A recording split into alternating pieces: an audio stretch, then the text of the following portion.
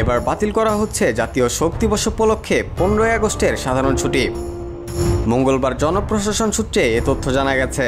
মন্ত্রণালয়ের কর্মকর্তারা বলেন, 15ই আগস্টের সাধারণ ছুটি বাতিলের প্রজ্ঞাপন তারা প্রস্তুত রেখেছেন। উপরের নির্দেশনা পেলে মঙ্গলবারই প্রজ্ঞাপন জারি হতে পারে।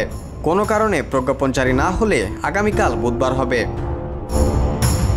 শেখ মুজিবকে গুলি করে মারার শোকে 2008 সাল থেকে 15ই আগস্ট জাতীয় শোক দিবস হিসেবে পালন করে আসছিল সন্ত্রাসী সংগঠন আওয়ামী লীগ। এর আগে অন্তর্বর্তীকালীন সরকারের প্রধান ডক্টর মোহাম্মদ ইউনূসের সঙ্গে এক বৈঠকে 15ই আগস্ট জাতীয় শোক দিবস ও সরকারি ছুটি বাতিলের পরামর্শ দেয় বিএনপি সহ বিভিন্ন রাজনৈতিক দলগুলো।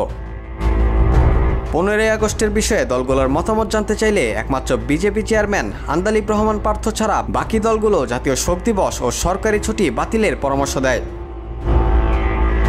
15ই আগস্ট মাঠে প্রচুর পরিমাণ পুলিশ, র্যাব ও বিজিবি মোতায়েন থাকবে এবং কেউ যাতে কোনো ধরনের গণ্ডগোল করতে না পারে তা নজরদারি করা হবে বলে সতর্ক করেছেন অন্তর্বর্তীকালীন সরকারের স্বরাষ্ট্র উপদেষ্টা সাখাওয়াত হোসেন।